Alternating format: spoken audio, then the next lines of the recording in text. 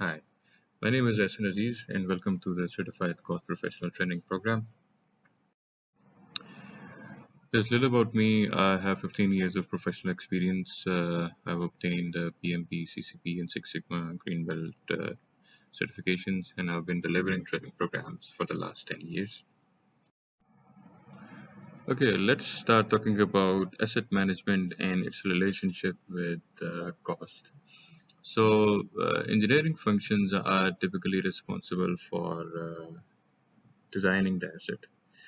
So in design, there are physical dimensions and physical attributes of an asset. But there are non-tangible dimensions also, such as money, time, and the resources that we would invest in creation of that asset. And an asset can never be built without dealing with cost dimension in some way, because our primary purpose would be to realize the economic benefit associated with the creation of that asset. To expand on that concept, let's see a simple example. Uh, it's a very simple asset cash flow example in front of you.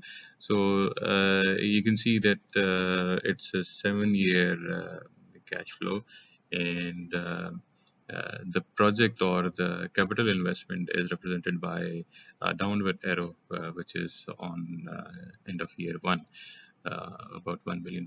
And then we have a steady cash flow from year two to year six. And by the end of asset life cycle, there's a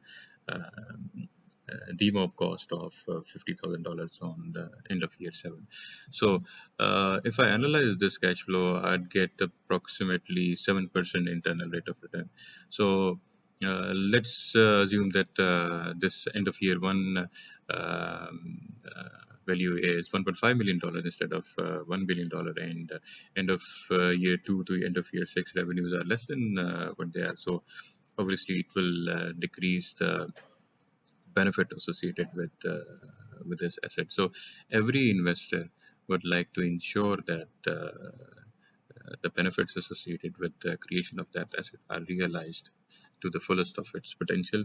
And cost professional or cost engineering is the application of tool, technique, knowledge, and expertise to make sure that the benefits are realized. Okay, here we have a definition of cost engineering. This is an area of engineering practice where engineering judgment and experience are used in the application of scientific principle and techniques to problems of business and program planning. So we will expand on to each one of them. We have estimation, we have economic and financial analysis, we have project management, program management, we have planning and scheduling, we have cost and schedule performance measurement, and we have change control. There's a term that you will come across very frequently in this course. It's total cost management. So it is a process through which cost engineering practices will be applied. It is effective application of expertise to plan, control resources, cost, profitability, and risk. It is a systematic approach to manage costs throughout the life cycle of any enterprise, program, facility, project, product, or service. A little bit about the Association of Advancement of Cost Engineering International. They are out of United States of America, established in 1956, and they are the authority in total cost management. So they have over 8,600 members in 87 territories, and they've been certifying individuals since 1976. And their certifications are independently accredited by Council of Engineering and Scientific Specialty Boards. Association of Advancement of Cost Engineering International offers a number of certification programs, of which CCP Cost Technician is a entry level or a junior level certification program. CEP, EVP, and PSP are mid-career level certification programs, whereas CFCC and DRMP are senior practitioner level certification programs. In this introduction, we will talk about CCP, that is Certified Cost Professional. and it is kind of all-inclusive certification program, and is mid-career level, and it's quite useful for working professionals in accounting and engineering functions. So, anyone who deals with cost and time should their hands with uh, the content provided by Association of Advancement of Cost Engineering International. They have professional practice guides. They have their recommended practices, skill and knowledge of cost engineering. Sixth edition is a wonderful resource. There is a total cost management framework. Its second edition is in the market now. So these are very practical and useful resources that one can actually use in daily activities. The key benefit of getting certified is to have a grasp on globally recognized practices. And Association of Advancement of Cost Engineering International has a particular focus on the project control side of cost. So it is a unique experience. On the other hand, we have an organizational perspective and individual perspective. In an individual perspective, I also I believe that it's an investment in your career, and this investment has unquantifiable return on investment, and you get to know a lot of different tools and techniques that you would not know otherwise, and it will give you an opportunity to start other learning processes. Like I learned about Monte Carlo simulations and earned value techniques when I did my CCP, and then I started learning more about these. Okay, a little about the criteria and the process. You would need 8 years of experience to be eligible for the exam, and if you have a 4 years degree, then those 8 years of experience can be split into 4 years of degree and 4 years of professional experience. You will have to get proof of experience also. That can be in form of an experience letter from your organization. Then training, 40 hours of training. This course is equivalent to 40 hours, and unlike PMP or PMI's certification programs, training is not mandatory here. But unlike PMP, where you can learn to sit in the exam, I would sincerely recommend to have a training program for CCP. This is because there are so many new concepts in CCP. Like when I did it, economic analysis was a new concept to me, and it was a very good learning experience. Okay, so then we'll have to submit your application. It will be $625 for non-members and $500 for members. These numbers might not be updated. You must check the latest information on the AACE webpage. Then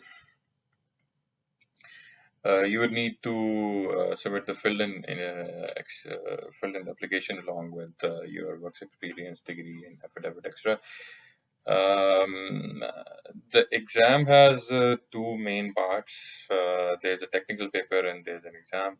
So before going for your exam, you would have to submit your technical paper. We will talk about that in length after that.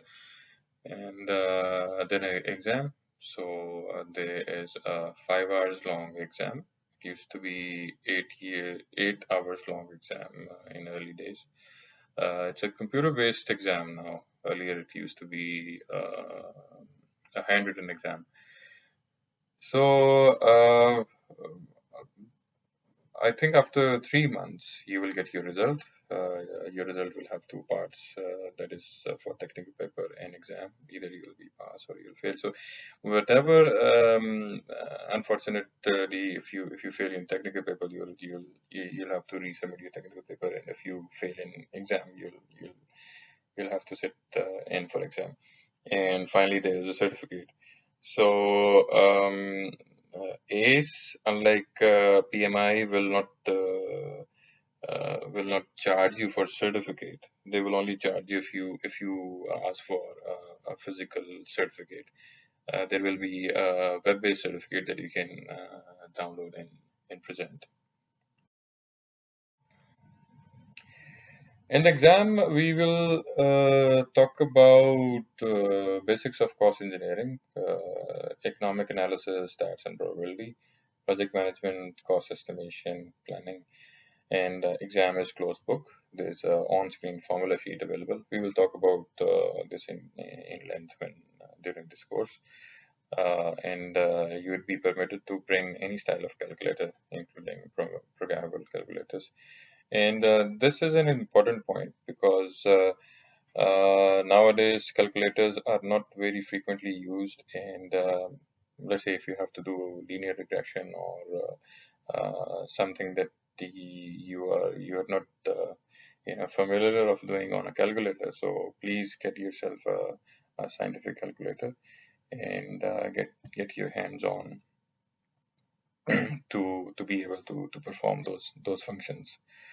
Because in the exam you will not have the luxury of learning how to do it on your calculator.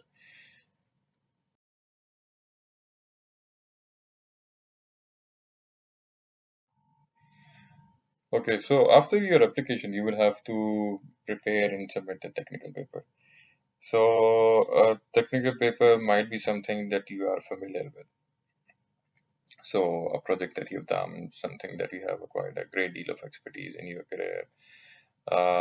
Topic is not important as your ability to communicate through your paper, and be sure to follow the recommendations described in certification paper requirement. So there is a guide available online that you must read before going for your technical paper. We will expand on technical paper, but let me assure you that technical paper is not as scary and difficult as it looks like. And I will try to make it simple for you. I'll try to break down the key requirements for you to get your hands on your technical paper. So over the years, I've been marking technical papers also. So over the years, I've learned few things, and I'm going to share them with you. So it is a unique experience, and it is extremely important to understand that Association of Advancement of Cost Engineering International is only trying to establish that the individual who is going to sit for the CCP exam can communicate a technical subject in a professional way. So it's not a research paper, like what you do in your doctorate or in your master's degree. It's not research.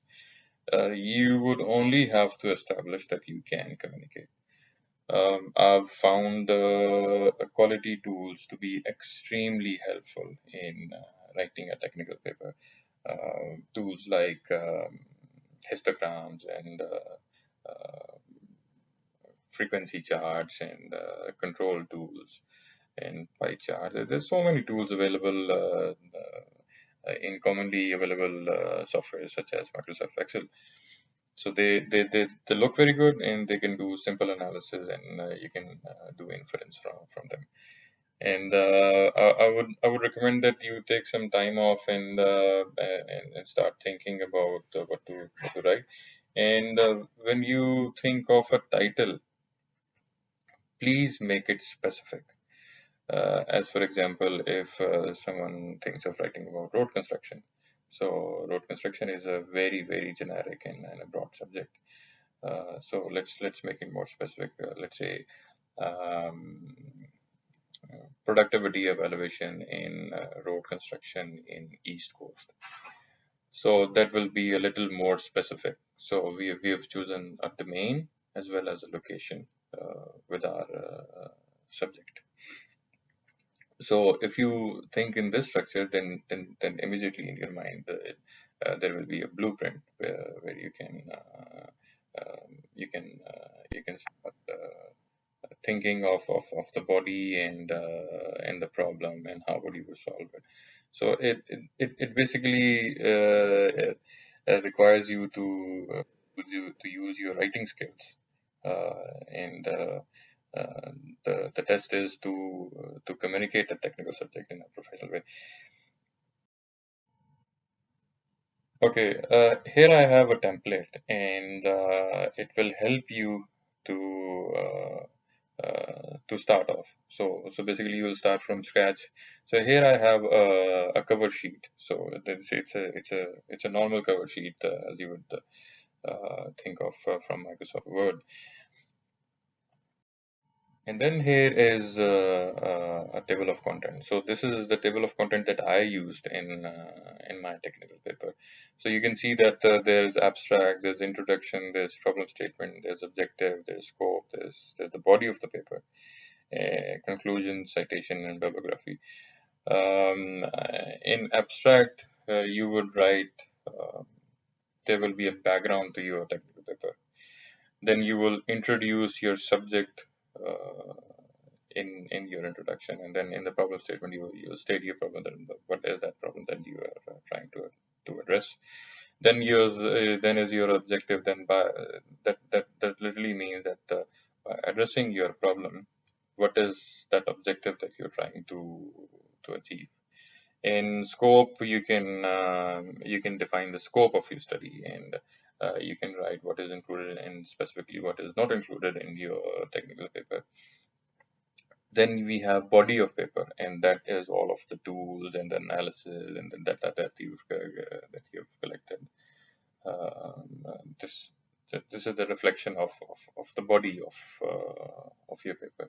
And finally, with that analysis, there will be a conclusion. And finally, the citation and bibliography.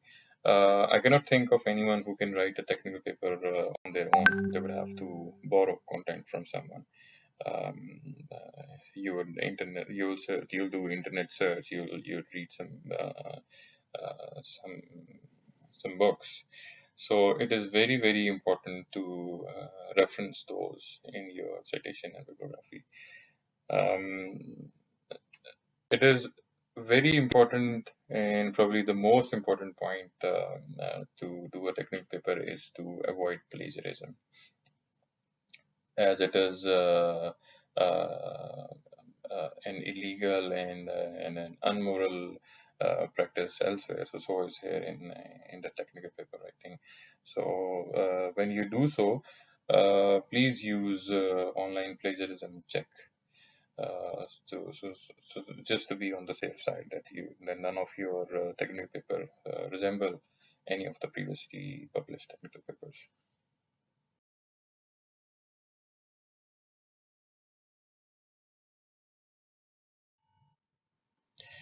Finally, here we have the recommended resource. Our primary resource, our Bible for this course will be Skills and Knowledge of Cost Engineering International 6th edition. Fifth edition had been in place for a very long time. Recently, about 4 odd years ago, we had the sixth edition. It is a wonderful resource. It has a lot of improvements. There's a lot of content added, although majority of the content is as what it used to be. Then there is a need for an engineering economics resource.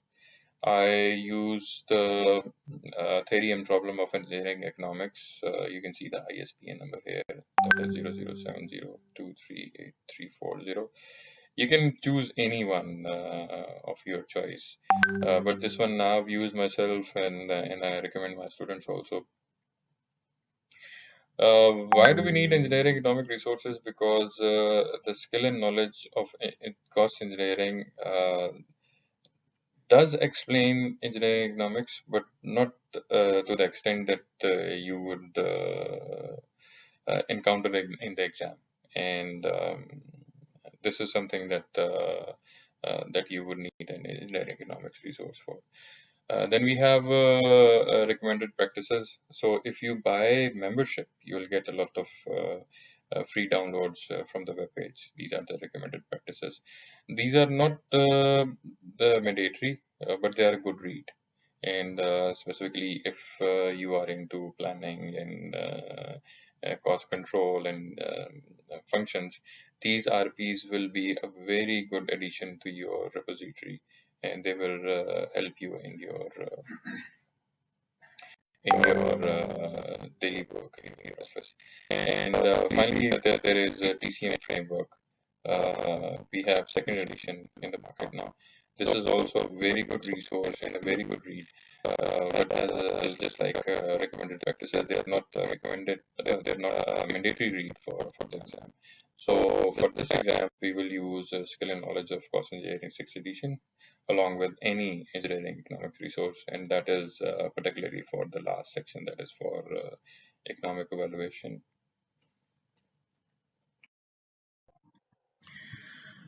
Okay, here I have some general advice. The first question that I get very frequently from CCP aspirants is where can I find practice exams? My answer is don't go out looking for practice exams. It's not worth it. Also, that anything you will find off the web is not useful.